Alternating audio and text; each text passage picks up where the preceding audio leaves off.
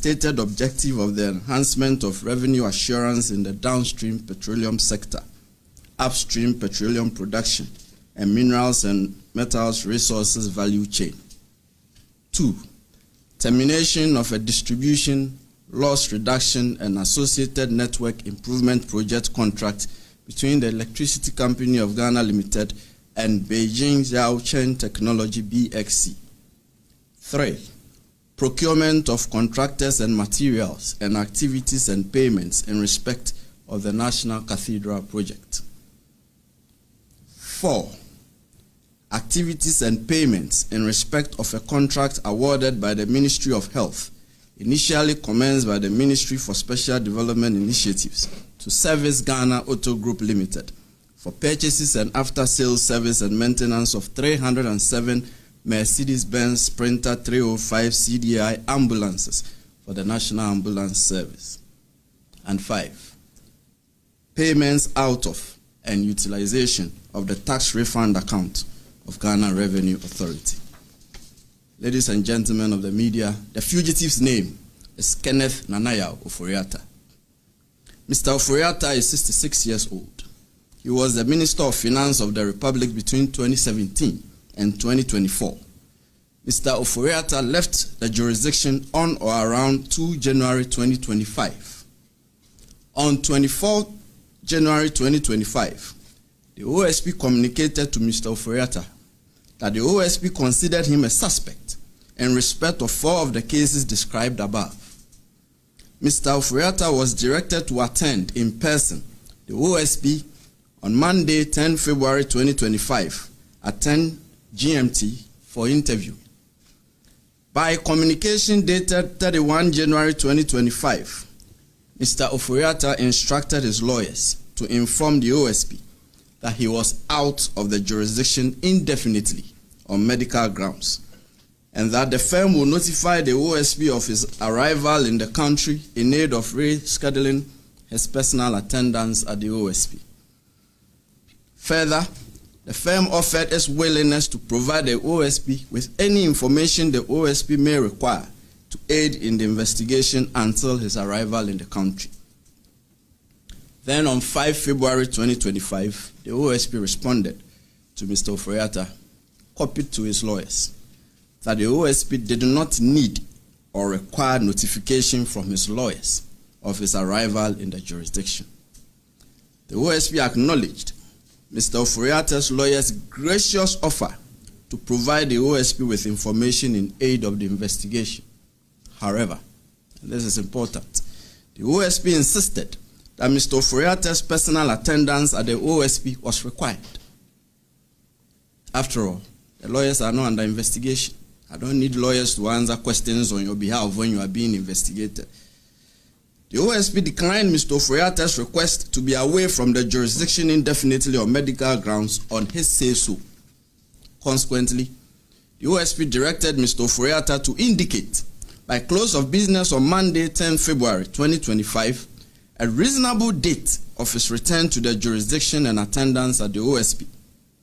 The OSP warned Mr. Oforiatta that if he failed so to do, the OSP would take all necessary legal steps to secure his return to the jurisdiction and attendance at the OSP at our own choosing. Subsequently, by a communication dated 10 February 2025, that is just Monday, Mr. Oforiatta's lawyers transmitted to the OSP a generic letter procured by Mr. Oforiatta purporting to be from a doctor in a foreign jurisdiction, stating that Mr. Oforiatta had been seen and evaluated, and that he was undergoing further testing and management and possible surgical intervention at an indicated future time. And further, that his medical condition necessitates that he will stay and follow up on his appointments. On account of this purported medical letter, Mr. Oforiatta's lawyers prayed that the attendance in person of Mr. Oforiatta at the OSP should be fixed, taking into account the medical report from his doctors.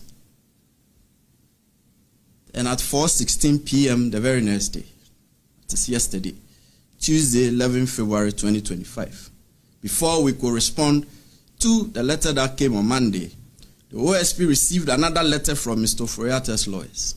This time, it was an inquiry. Mr. Ofori-Attah's lawyers wanted to know, and they stated that they were informed by the household of Mr. Ofori-Attah that in the morning of Tuesday, 11 February 2025, that is yesterday, 12 men, comprising 1 police officer, 4 military men, and 7 other men in plain clothing, visited Mr. Ofori-Attah's house, and that by threat of force, they were able to enter Mr. Ofori-Attah's house, and they undertook an exercise purporting to be a search of every room, office, gym, and other spaces in the house. Mr. Ofori-Attah's lawyers then inquired if the OSP could confirm that the actions of the 12 men were the instance of the OSP, so as to enable them to decide if a complaint to the police would be unnecessary. Mr. Ofori-Attah's lawyers then prayed for a prompt response from the OSP to prevent imposter action. We are now responding promptly, and we have chosen the course of answering Mr. Ofori-Attah's inquiry publicly at this briefing, considering the circumstances surrounding the purported raid at Mr. Ofori-Attah's house, media reportage of the purported raid, and in light of the reckoning that some media houses have stated emphatically that the OSP was behind the purported raid, and in light of the reckoning that the purported raid is being made to appear as if it was some untoward action by the OSP stemming from some contrived vendetta held by the OSP against Mr. Ofori-Attah. So, here we go. And this is our response to Mr. Ofori-Attah directly, but through you, the media. Mr. Ofori-Attah, the OSP did not raid your house on Tuesday, 11 February 2025, or on any other day. Mr. Ofori-Attah, the OSP did not cause any persons, however uniformed or bedecked, to raid your house on Tuesday, 11 February 2025, or on any other day. Mr. Ofori-Attah, that could not have been the OSP, and that is not our style. If the OSP enters your premises, you will not be in doubt as to whether it was the OSP that had come there, and your lawyers will not have cause to do an inquiry ascertaining whether it was the OSP. We have our unique methods of conducting searches, and we have uniquely designed insignia identifying ourselves, and not just by a statement that we are from the OSP. This is one such main insignia. A person cannot just show up and say they are from the OSP. It's cheap, anyone can say that.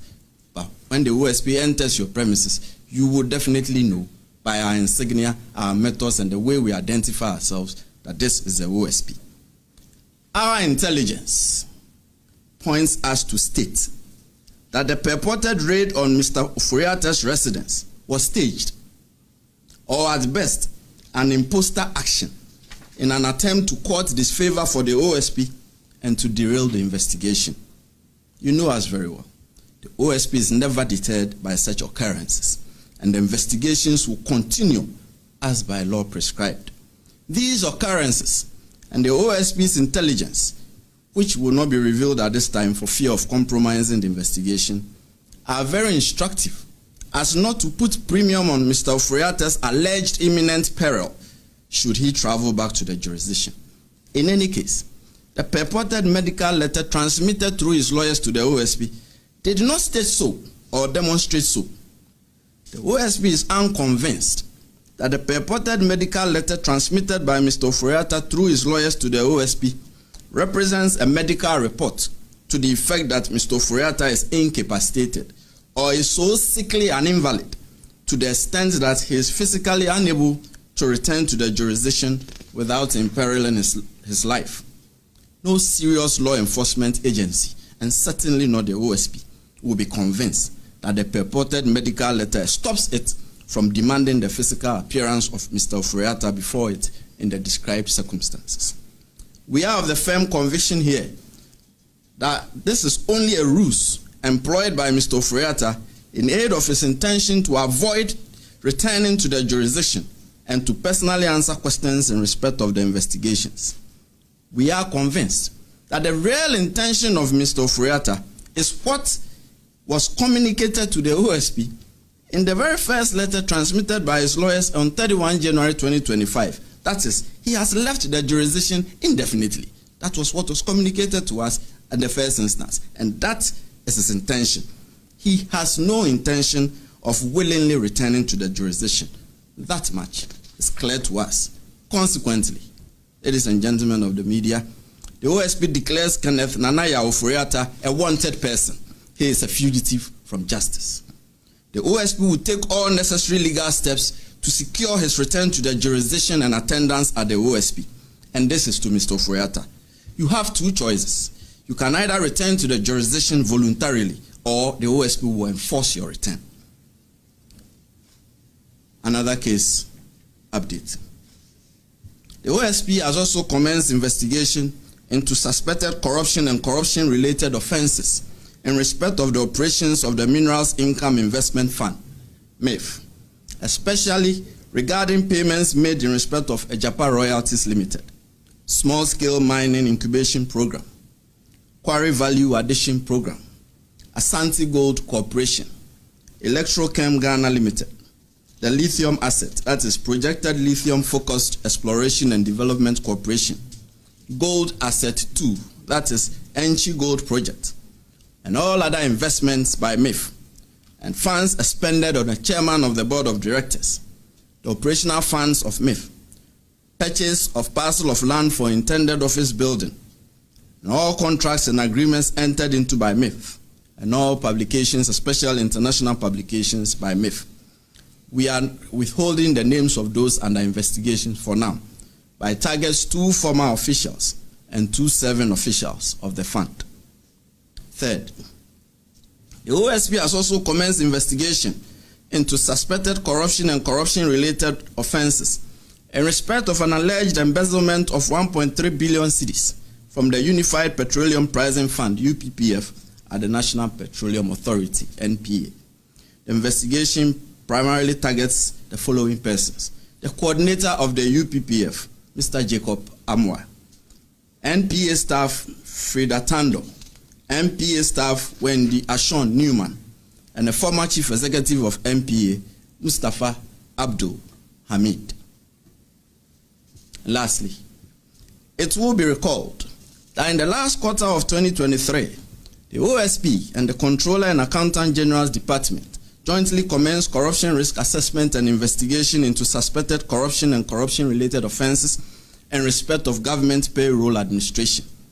It is also recalled that the assessment and investigation are especially aimed at isolating and removing the names of non-existent, ineligible, and undeserving persons from government payroll, recovering wrongful payments and unearned salaries, prosecuting persons suspected to be culpable for any offenses, and the institution and implementation of internal controls in respect of payroll processing and payment of salaries.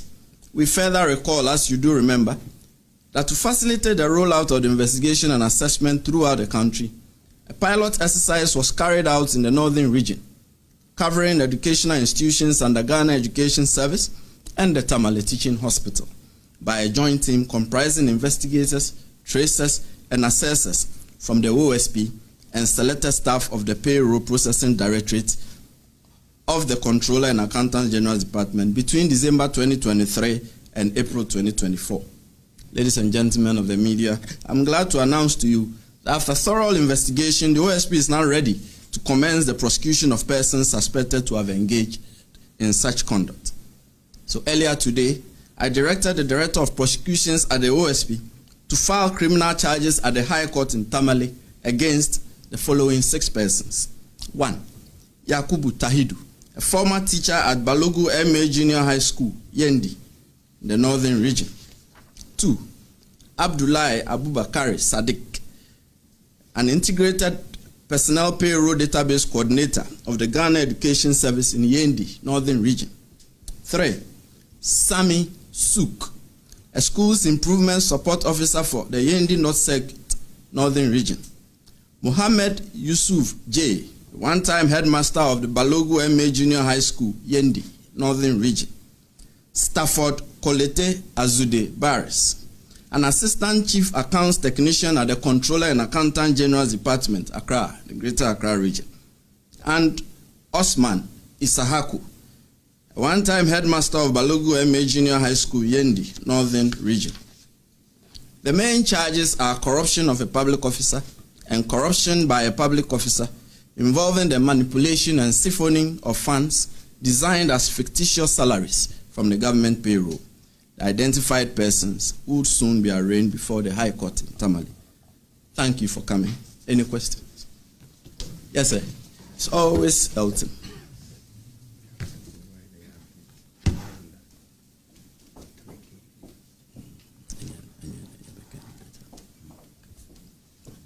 Yes, sir. Sorry. Thank you very much, sir. So you described Colonel Ferrata as a fugitive running away from justice. You declared him wanted, meaning you've come to the conclusion and he has questions to answer regarding the investigations that have been conducted. You referenced the National Cathedral, the SML, and others. Are you able to provide us some details as to his exact role in these matters that you've come to the conclusion that he has questions to answer? And secondly, declaring him wanted. The claim here is that he is on an indefinite medical leave. And I'm wondering, I mean, is there no room to allow him access to speak rather than take this route to declare him wanted? Let me answer. Elton, we'll carry the media along when we are ready to disclose the nature of his involvement in these investigations. When we started, it was 4, but by last week, it had become 5. So we're still opening it up. The more we go into it, the more we see things. So when we are ready to state, you know, we either come here to address you or we put it by way of publication on our website or directly to the media. Yes, indefinite medical review. We are not without the milk of human kindness to appreciate and reckon a person's medical condition. But when you conduct yourself in a certain way to suggest that all you are doing is just a ruse and that you have no intention of returning to the jurisdiction, that is the conclusion we have come to. You see, as I said, the first communication to us was clear, that he was away indefinitely from the jurisdiction on medical grounds. Then we pushed further. You cannot tell us that you've gone out of the jurisdiction on medical grounds on your say-so. If you're a serious law enforcement agency, would you just take a person's declaration that, oh, I am so much an invalid that I'm unable to come? You demand, Elton, you demand to know more, right? And that is exactly what we did. So we pushed. The response that came was unconvincing. That he may, at some future time, undergo possible surgical procedure. And I said something which is very crucial. There's intelligence available to us, which we do not want to reveal now because it may compromise the investigation. That tells us that, and that's what I stated, that it is just a ruse, that he can travel to the jurisdiction. It's not as if he comes to the jurisdiction, we'll promptly lock him up and throw the key away. It is a process we go through. This is a democratic institution with very well prescribed constitutional and statutory legal processes. So what do you fear coming in to answer questions? You can reschedule your appointments in such a way that you can come in and go. We will not say you should stay and die at all costs. What kind of persons will we be? So that is not the issue. The issue is your express intention that you've gone away definitely. What do you have to show for it? We get a purported medical letter, a very sketchy one, which tells us that you have scheduled appointments which you need to attend and that you are being reviewed, and there are some future dates you would maybe undergo some surgical procedure. For us, this is unconvincing. And as I stated in my briefing, the letter doesn't say you are so much of an invalid that you can't complain and travel to the jurisdiction. We all fall sick at some point, and we all go seek medical attention wherever. But if you are not at the point of death, if you are not bedridden, if you are not on a stretcher, this is a ruse, and we are unconvinced. As far as we are concerned, he just doesn't want to return to the jurisdiction voluntarily, and we have given him the chance so to do voluntarily, failing which we will pull him to Ghana. Yes, sir. My name is Ibrahim. I work with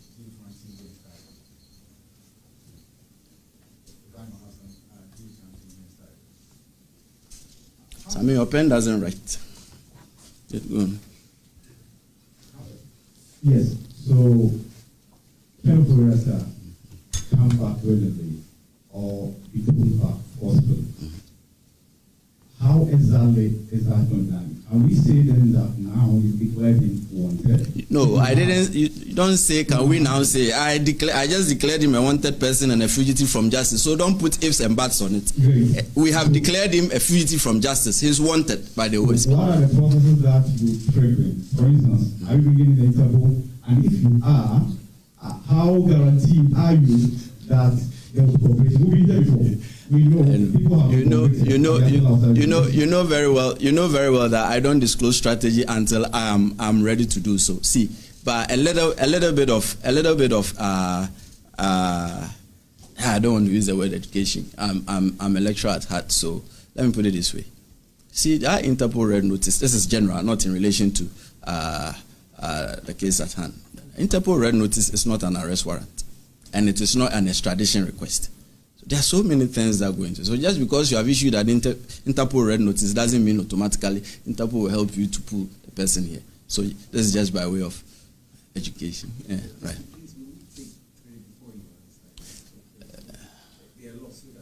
My name is Hansen Ademan. I work with CTFM Channel 1 TV. Now, considering the timelines for the engagement with Mr. Kenoforiata, it appears he left the jurisdiction before you gave him notice that you wanted to engage him. And if that is so, he had taken a decision already to go out of the country indefinitely. Doesn't that defeat your understanding that he's seeking to run away, let's say, from being interrogated? Samuel, I'm overriding you. I'll just answer as we go. It makes the memory fresher. Mm-hmm. And then the second question is on the read. It's on the read. The read the lawyers wrote to you. They sought to inquire from you if the read was from your outfit. You say it is not from your outfit, but you've gone ahead to say that you think that it's staged or done to, in an imposter action, done to paint you black. But have you in any way compared with other investigative bodies before coming into your conclusion that it is staged? And the final one is, there have been conversations on oral. And one of the things your office have been investigating has to do with the sale of stool lands and state lands. And the conversations we've heard from members of oral has to do with the purchase of state lands by persons who are politically exposed. Now, my concern is that it may happen in a way where you may be investigating the same thing, where the oral team, through the Attorney General, is also investigating the same. So to what extent have you been involved with this whole oral thing? Right. Let me answer. As I said, it makes the memory fresher. Say, Johan has been up perpetually. Next one is to... I see he's giving the microphone to you already. So... Right. Your first question. Your intention to leave the jurisdiction indefinitely does not stop us from requiring your presence. You are a citizen of Ghana. You were a public officer. You were a finance minister for a very long time. And if you have decided to go away indefinitely, that is your personal decision. But when a law enforcement agency wants you physically in, you have to show up. You do not have a choice about it. You get me? So your travel arrangements, your travel plans, your travel habits have nothing to do with a law enforcement agency. But at the point where the law enforcement agency informs you that we need you physically, we need to see you for you to answer certain questions, you don't direct us to your lawyers and say, oh, whatever information that you want, your lawyers can provide for you. We are not investigating your lawyers. Your lawyers can't, and your lawyers were not the finance ministers. You were the finance minister. And it is your role as finance minister and the things that came about in respect of this investigation in your duty as finance minister. That is why we want to see you.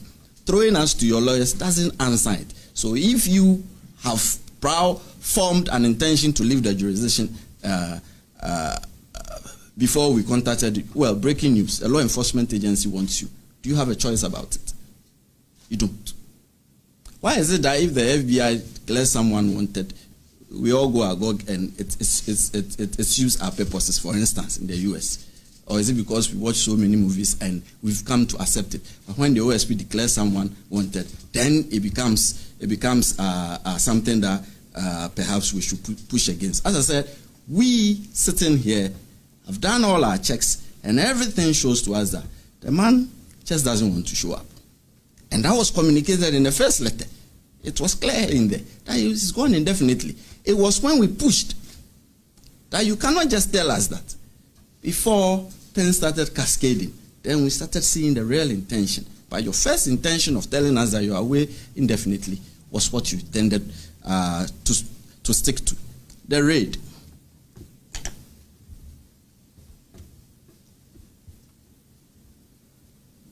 I do not intend to go into detail here in respect of our intelligence as to what we do know.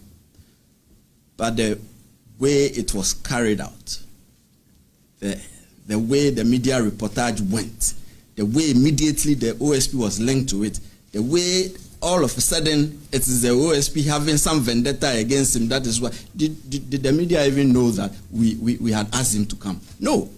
So how did it just then get into the media all of a sudden that the OSP has some vendetta against Mr. Oforiatta and that is why the OSP raided his house? When we did not carry out the raid.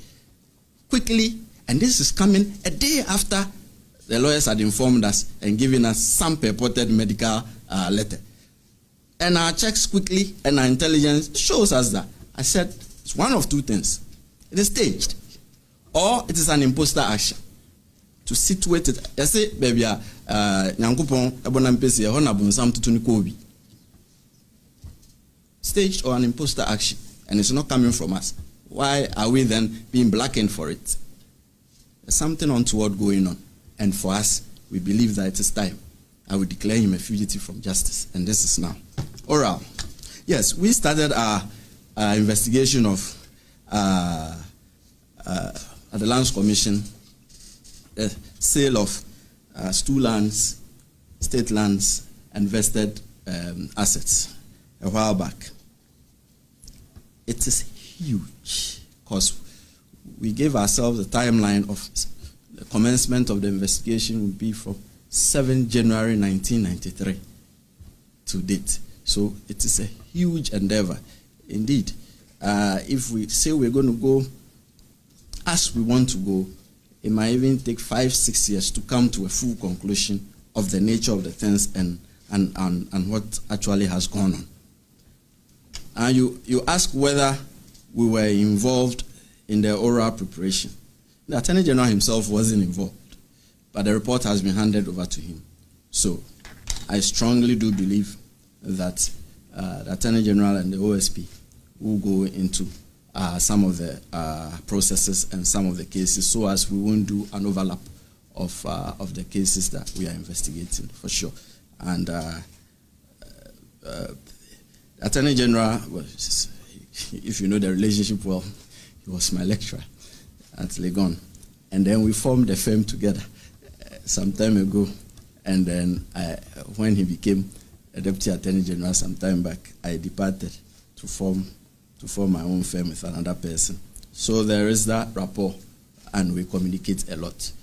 So we will confer on that. Thank you. Yes, sir. Okay, my name is Abdul. I write for the News Center newspaper. The News Center. Right.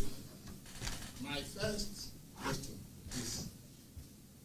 first statement about the raid in the house were categorical that intelligence available to you indicate that it was staged. You didn't say it was suspicion. You said intelligence. Sorry, I didn't say it was what? You didn't say suspect. I didn't say it, no. You said intelligence. Yes, and in my response to him, I didn't say it was suspected. I insisted. I said it was, no, I said it was staged or at best an imposter action. Those are my words. Yeah, so I just want to right. on the intelligence. So, I'm a journalist. You want me to reveal it to you? No, I don't want to. Okay. I'm a journalist. If you tell me the intelligence available to you shows that you know that this thing on record, then I assume that you know those behind it, those who planned it and those who executed it. Is that the understanding? That you still want me to reveal my intelligence to you? No, I'm not going to mention it. Right. I have to say intelligence available to you. Right. Categorically indicates that the thing was staged. That was what you said first. So I'm saying that if I'm a journalist and you tell me that, then the assumption is that it means you know those who planned it. We have a fair idea. You have information. We have a fair idea, yes. And I situate, when he asked me, I situated it in a certain context. No, I said, this person's question. I'm saying the first statement. no, calm down. Say, let's have a conversation. Yeah. Let's not talk over each other. I'm saying, because your question relates to what he asked, and that is why I'm linking it to it. I said, in the context in which I situated it became very clear to us. The way the OSP was linked to it, the OSP was attached to it in a very negative sense, when the media did not even know that we were after Mr. Kenofurata. Did any one of you here know that we were after Mr. Kenofurata? You didn't know. How did it then turn out yesterday? No, we knew because there was a newspaper publication. The newspaper public. Calm down. You didn't know. The newspaper public. Wait, hold on. Please. You ask a question, I'm answering. Hold on. I'm saying you didn't know. That. Calm down. I said, let's have a conversation. Yes. If you talk over me, I won't answer you again. Listen, I'm saying you didn't know. What you knew was our half-yearly report, which we put in the Daily Graphic and on our website, that we were investigating Mr. Oforiatta for the National Cathedral Project. That is all that you know. What you don't know is all that I've enumerated. And what you don't know is the exchange of correspondence between the lawyers of Mr. Oforiatta and us. And what you don't know is the purported medical letter that was transmitted to us by Mr. Oforiatta's lawyers. And what you don't know is our insistence and warning Mr. Oforiatta that if you don't show up on a certain day, we will come after you. Yes. You didn't know all that. So when I say you don't know, just admit that you didn't know. What you know is what we put in the paper. Yes. Proceed. That's what my question was. If you calm down, it will make things clearer. I'm saying that. Right. Your first statement before this question, you answered my question as though it's related to this man. I'm saying no. You fail to recognize that it is related to his question, but proceed. So I asked a question related to that. If you say intelligence available, it meant that you have an idea of who did it. Because I'm saying this because if the man says something has happened to you. Yes, I'm answering you. We have a fair idea of who did it. Okay. That's. Second, you talk about He still has the microphone. The first letter. Right. You admitted that at the time you issued that you invited him, you were not aware that he has traveled.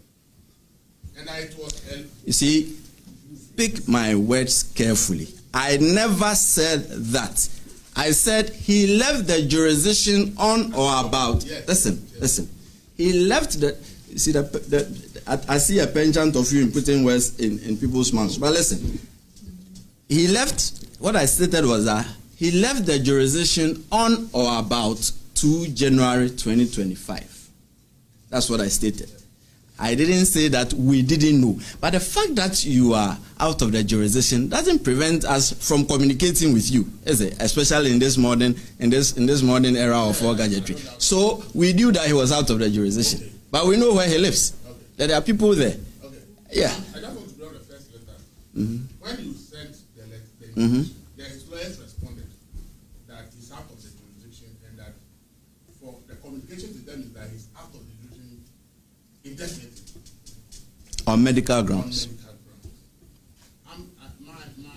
My question is, if I leave the country, you are aware that I've left the country, and then later you invite me, and my lawyers write to you that, oh, I'm out of the country indefinitely on medical ground. I don't think that first letter will be basis to say I'm trying to run away from justice. It will be once again, if the first letter was the reason why we just organized a briefing, we would have done it a long time ago.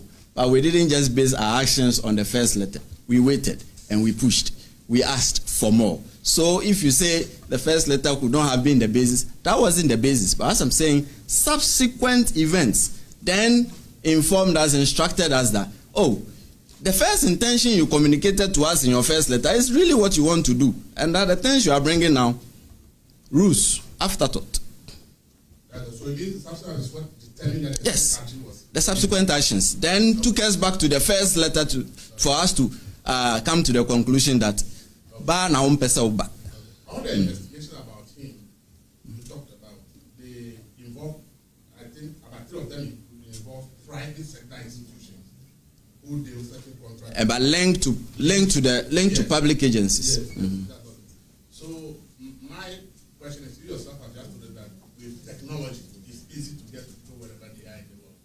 If there are other people involved in the investigations and they are here and you are interrogating them, if technology, is it possible? It's not possible that whatever information you want from Colonel Koreata, you can get it from him without him physically being present in Ghana. Thank you. See, as for possibilities, we cannot determine how far they go. What we deal with is probabilities. It is very possible for me to develop wings right now and fly out of this room like a bird. But is it in the least probable? No. And that is why in the law we don't deal with possibilities. We are dealing with probabilities. Now when a law enforcement agency tells you that your physical appearance, a former president of the United States was wanted by a city, he had to leave wherever he was to attend to that call in that city and be charged. The OSP wants you physically for you to answer some questions. You don't know our processes by which we go through by charging a person, by arresting a person, and all that. You wouldn't know that, would you say? So when we say that your personal attendance is required, it means that we do not want to do a teleconferencing or a Zoom conferencing. So if your response to us that you are bedridden, we will seek to find whether indeed you are bedridden and you can't travel. You get me? We will not just take your word for it, and that is why I stated in the brief that we will, on your say so, we won't admit what you are saying, that you are so ill that you can't come to the jurisdiction. And so, show us more. We didn't just move. We were fair, and we kept asking. It was at some point yesterday that we decided that he has to be declared a fugitive from justice. And we have done so. Yes, sir.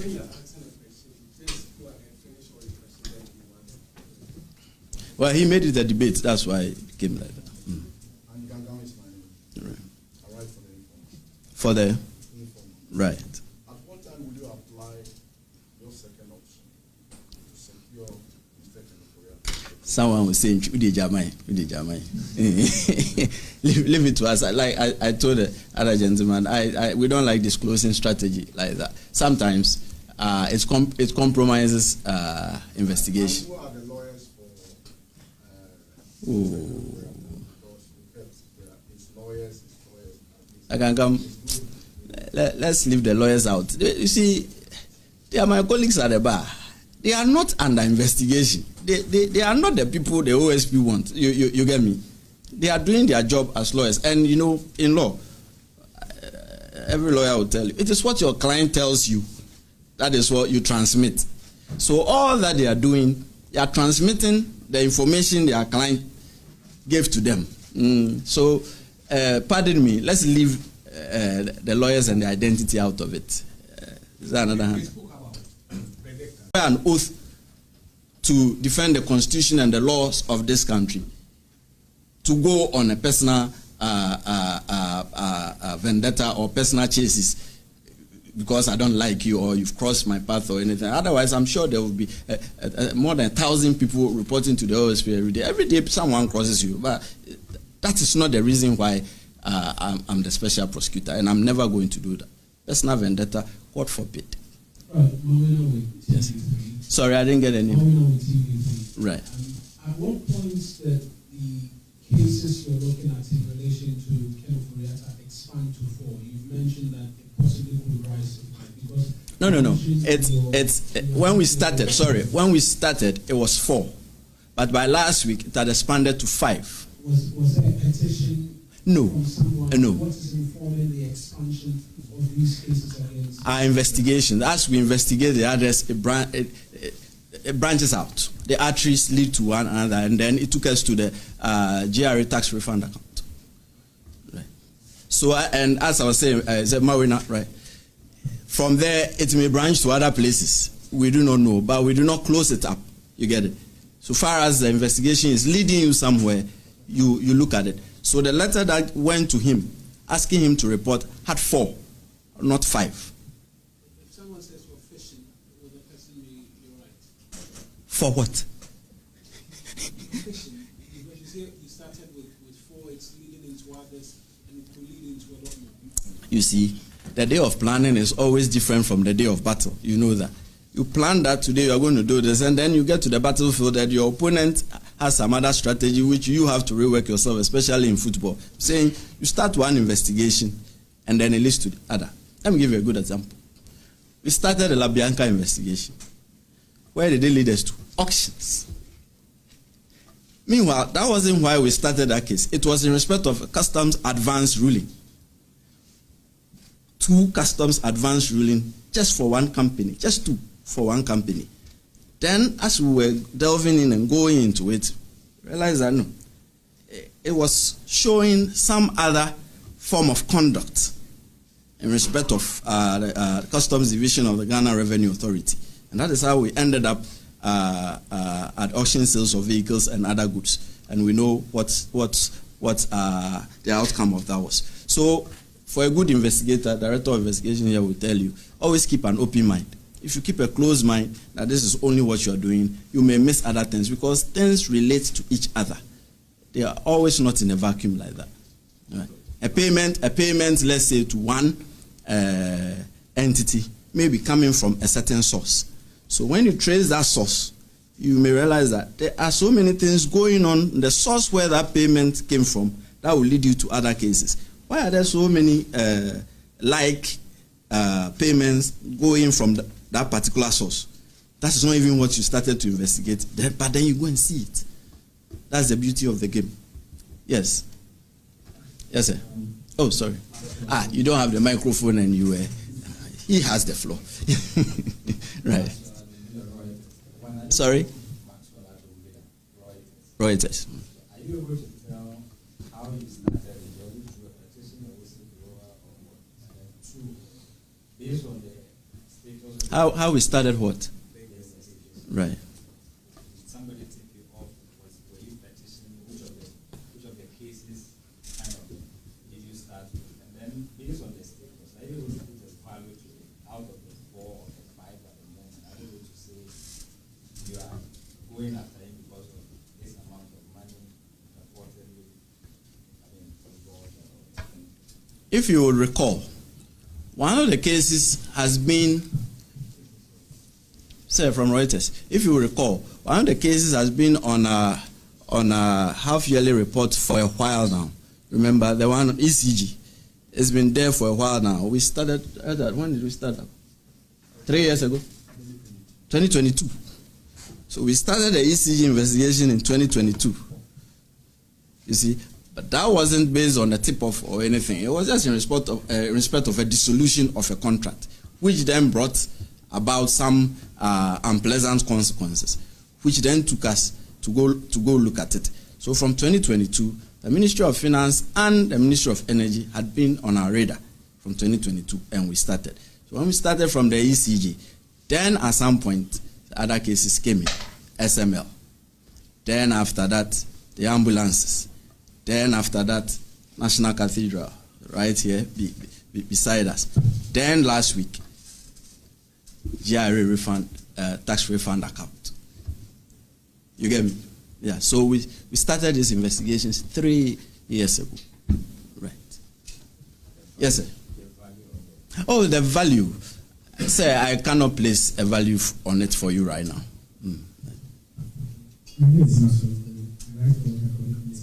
The what? Chronicle.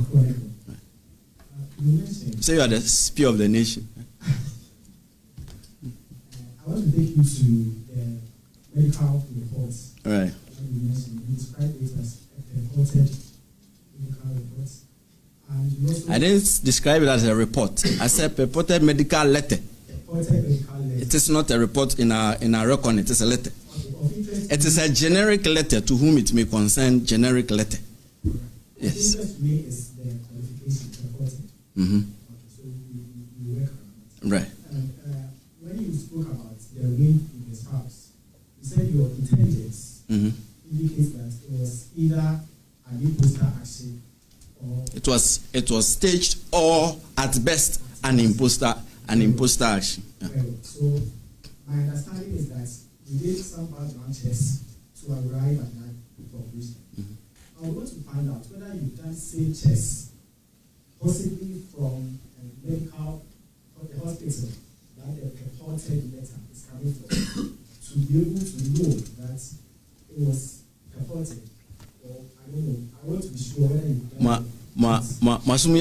but that's good journalism. You know, I keep referring to the fact that there is some bit of intelligence available to us, which we do not. Which we do not want to reveal now, for fear that it may compromise the investigation. It is a reason why we keep saying it is a purported medical letter. We never qualified it as a report. It is a medical letter stating exactly what I said in my briefing. That was all there was to it. But I was at pains to point out that purported medical letter never stated that he was an invalid, to the point where he is unable to travel to the jurisdiction. For us, it's very crucial. And we also stated in the briefing that it wasn't demonstrated so. You get it? Yeah. We can all say that I'm not well, I can't come to work today, or it's raining at my area, so I'm unable to come to work. We can all say that. Sorry? Follow up. Sorry, he says he has a follow up. Let's follow him up and then. Is it for fear of people thinking that you are just persecuting somebody, or on a fishing expedition, or use that? I know that when doctors are writing such letters, there is a medical person with a signature on those things. Yes, you said you have some intelligence. I need to confirm that you've done your tests abroad without necessarily stating the specific hospital or the specific medical person who you are. I get you. First on persecution. If without any precursors, I just called you, invited you here this morning without anything, we just declared him a wanted person, then you could say that is persecution. But we've been through processes. And that is why I said earlier that do not think that we do not have the milk of human kindness. We are also persons. We can fall ill. Who amongst us has not fallen ill before? But place it in context and the exchange of correspondence and what was going on, you would come to a certain conclusion that we came. And I said, no serious law enforcement agency would accept that because of this, you are unable to show up. No serious law enforcement agency. Once again, let me go to the US. If the FBI said that, you applaud. OSP is saying it, so maybe there's persecution. We're also up to our task and we're doing it. If you tell any law enforcement agency in the world that kind of letter that came to us, no serious law enforcement agency would accept that because of that, you are so sickly and invalid that you can't show up. It will come after you. That's why we are going after him. There is a contest. And then again, what was your second? Whether there is a specific hospital and a medical person. Well, see, I never said we doubt the authenticity of the authorship of the letter. Once again, get my words carefully. I'm saying it's a purported medical letter. I never casted doubt on where it's coming from. I never casted doubt on the person who signed it. I never casted doubt on the letterhead on which it appeared. What I did say is that for us, it is a ruse intended for him never to show up willingly. Yeah. And if you say we've done our checks, yes, we've done our checks. And that bit of information I said I won't reveal to you now. We fear it may compromise the investigation. Right. So forgive me and pardon me for that. If we think we should reveal it at some future point, we would. Okay. Yes, sir. Oh, he has a microphone. All right. My name is Joe Labuda. I work with Olingo Media Group, Bullet TV. Bullet TV. Yes, please. Brutal. No, not in a bad way. Oh, I understand. Okay. So there are concerns out there about the timing of some of these cases and the invitations and all of that. We know some of these issues have been with you when Kenokorata was the finance minister. When did you realize that he was needed for this investigation? And why did you have to wait for there to be a change of government? That's the question many Ghanaians are asking out there. How do you respond to that question? You know, if it was just a one-off case, then maybe you may have a point. And mind you, if Mr. Oforiatta had showed up at the OSP, you would not have known it. You get it? The reason why we are having this briefing is because he failed to show up. And for us, it is a ruse for him not to come to the jurisdiction willingly. But you see, as I said, it is not a one-off matter. As the Director of Investigations stated, we started ECG in 2022. It's an ongoing process. These cases, you hasten with patience. Otherwise, you will miss a lot. Mind you, it's a criminal investigation. Mind you, the outcome of a criminal process is that someone may lose their liberty. You have to be painstaking. And I keep telling my directors, if you bring a case to me and it is 70-30, I won't move. If it is 50-50, don't even bring it to me. I only start listening to you when it is 90-10. That is 90, that there is the real likelihood and probability that some criminality has ensued. But from there, we then go into SML. The SML investigation, we had to pause it, waiting for KPMG. Remember, there was a presidential directive to KPMG. We paused it for several months, waiting for it, because, you know, you do not want to do overlapping and spending very limited resources when you do not have to.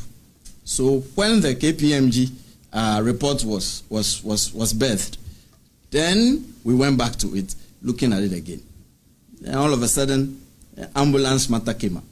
It wasn't until late November 2024 that Shraj issued its report on the National Cathedral project. Was it 28th November? Just a few months ago, that Shraj issued that report.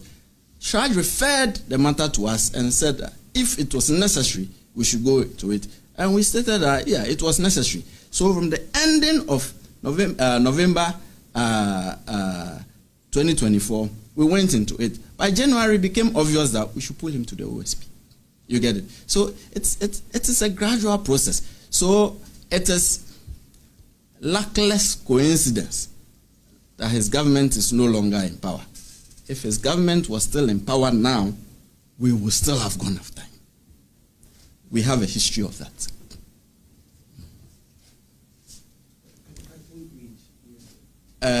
No, you asked yours, right? He hasn't had. Sorry? You haven't? Oh, why? Mr. Dagon, you don't like him? Okay, he will. Kentema will have the last word. Emmanuel Boxon. Oh, right. The question has to do with the aftermath of the investigation. There has been concern that you do all these investigations, that you are really yet to secure any court conviction. The last time we were here in that press briefing, we had some issues regarding the judiciary. So all these things that you do, what is the end game? Because you got any conviction since you came to office. What do you say to critics out there that you start these investigations, it hasn't really happened?